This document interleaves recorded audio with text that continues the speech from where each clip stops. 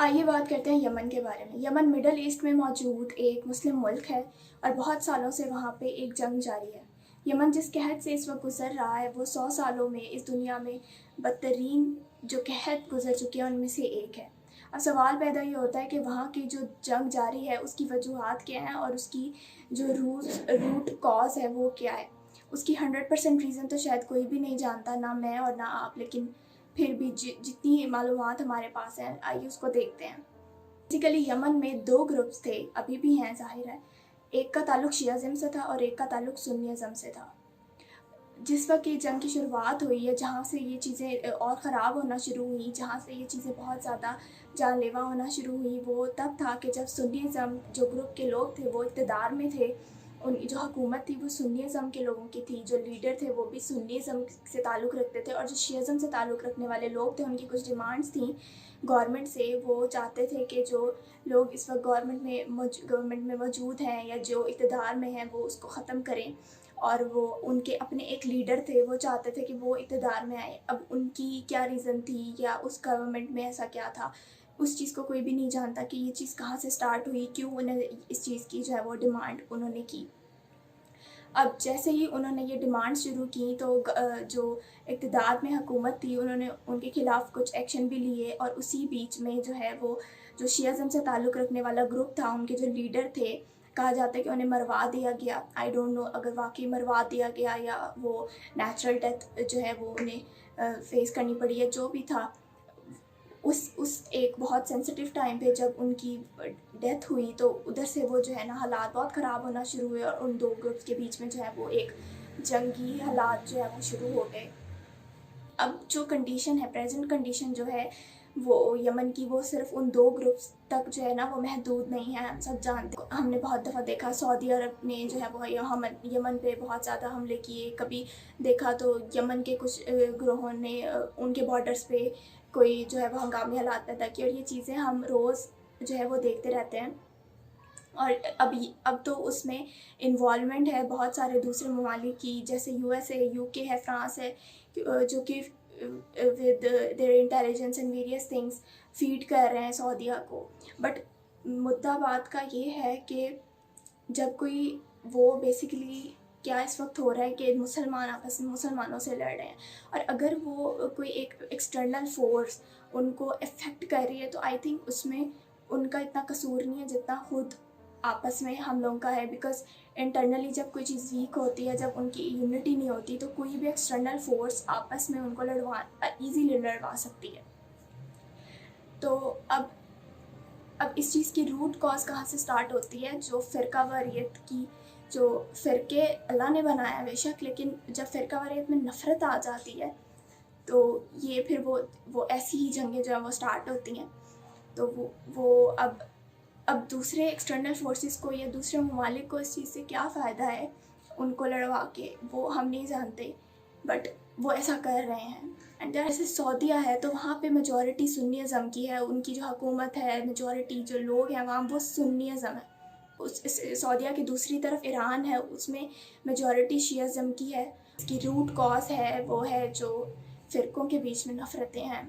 एक बहुत बड़ा लेसन छुपा हुआ है हमारे लिए, ख़ास तौर पे हम बीइंग इधर, क्योंकि पाकिस्तान में भी इस तरह के बहुत सारे वाक़यात जो हैं वो देखने को मिलते हैं। इवन रिसेंटली हज़ारा में जो है हमने एक बहुत ही जो है वो दिल तोड़ देने वाला वाक़या देखा, और इस तरह के वेरियस इंसिडेंट्स जो हैं वो होते रहते हैं।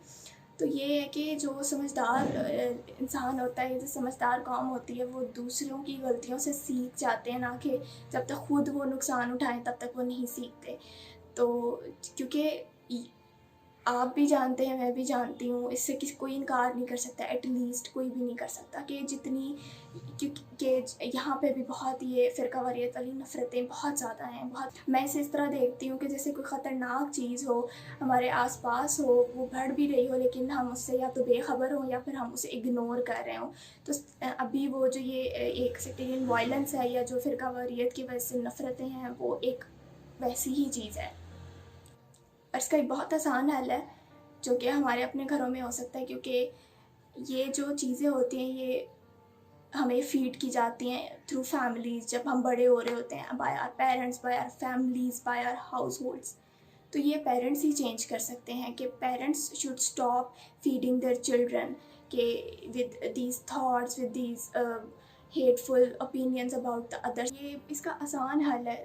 جو بھی پیرنٹس ہیں ایون جن کے ابھی بچے چھوٹے ہیں, جن کے بچے ٹین ایجرس ہیں, یا جو ہمارے پیرنٹس کی جنریشن ہے, اگر وہ بھی ابھی بھی بدلنا چاہیں they can do this, because یہ ایک ایسی فیڈ دی جاتی ہے بچوں کو جو کہ ساری زندگی ان کے ساتھ رہتی ہے. دے نیور فارگیٹ دیٹ, اور جس کی وجہ سے پھر وہ کبھی بھی امپیتھیٹک نہیں ہوتے ٹورڈس ادر سیکٹ. اگری کرنا, ڈس ایگری کرنا ہر انسان کا ایک رائٹ ہے. ایک ایز اے ہیومن انسان کے اوپینینز ہوتے ہیں, وہ ایگری بھی کر سکتا ہے, ڈس ایگری بھی کر سکتا ہے, بٹ جب ہیٹ آتی ہے تو وہاں پہ جو ہے نا وہ کام خراب ہونا شروع ہوتا ہے. You can disagree with, اگر آپ کو کسی سے ڈس ایگری کرنا ہے, کسی سیکٹ سے یا کچھ کام کو غلط لگتا ہے, you can disagree with that, but جہاں پہ ہیٹ آتی ہے وہاں پہ جو ہے وہ کام خراب ہو جاتا ہے. اور دوسری چیز ایک بہت امپورٹنٹ وہ یہ ہے کہ ہر گروپ میں یا ہر سیکٹ میں ایک کچھ لوگ ہوتے ہیں جو ایکسٹریمسٹ کہلاتے ہیں, جو کہ نفرتیں بھی پھیلاتے ہیں, جو دوسرے لوگوں کے بارے میں غلط بھی بولتے ہیں, غلط اوپینینس بتاتے ہیں, غلط باتیں پھیلاتے ہیں. تو ایسے لوگوں سے آپ نے دور رہنا ہے. اگر آپ کے آس پاس کوئی ایسا ہے بھی تو آپ نے اس سے بالکل اگری تو کم از کم نہیں کرنا. ایسے لوگوں کو اگنور کریں اور ان کی باتوں پہ کان دھر کے خود ایک غلط اوپینین بنا لینا یا خود اس نفرت کا شکار ہو جانا, تو I think this is the worst mistake one can do. تو ایسے لوگ ہر سیکٹ میں ہوتے ہیں, ہر جو آپ کی ہوگی اس میں بھی ہوگی, جو آپ سے اپوزٹ ہوگی اس میں بھی ہوگی. تو ان لوگوں کو تو کبھی بھی آپ لوگوں نے یہ نہیں کہ وہ کسی ہر طرح ہر طبقے میں, ہر گروہ میں, ہر سیکٹ میں ایسے لوگ ضرور ہوتے ہیں, تو ان سے آپ لوگ نے دور رہنا ہے بالکل. وہ ان کا کام ہی یہ ہوتا ہے کہ وہ ہیٹ پھیلائیں, وائلنس پھیلائیں. تو that was it. I hope آپ کو اس ویڈیو کا جو میسیج ہے وہ سمجھ آیا ہوگا, اور میری تمام ان لوگوں کے لیے یمن میں ہیں, جو کشمیر میں ہیں, یا وہ دنیا میں کسی بھی کونے میں جو لوگ اپریسڈ ہیں, جو ظلم سہ رہے ہیں, ان کے لیے تہہ دل سے دعا ہے. کاش کچھ ہمارے ہاتھ میں ہو تو ہم بھی کر سکیں ادر دین ڈونیشنس جو کہ کچھ لوگ کرتے ہیں.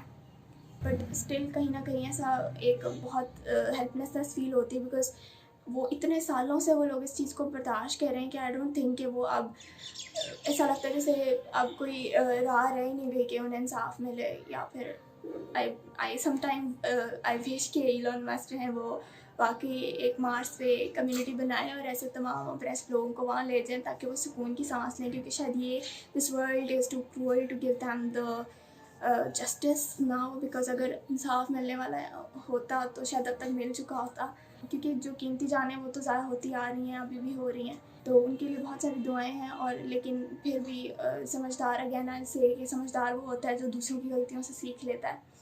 تو جتنی بھی مسلم کنٹریز ہیں دنیا میں, انہیں چاہیے کہ وہ اس چیز سے ایک لیسن سیکھیں اور جو بھی فرقہ واریت والی نفرتیں انہیں ختم کرتے ہیں. اور یہ it can start with your own home, my own home. حال بہت آسان ہے, اس کے لیے ایک ذہنی تبدیلی جو ہے وہ تھوڑی سی چاہیے ہوتی ہے, لیکن ہے بہت آسان, بہت فیزیبل ہے. تو اللہ ہم سب کو اس چیز میں کامیاب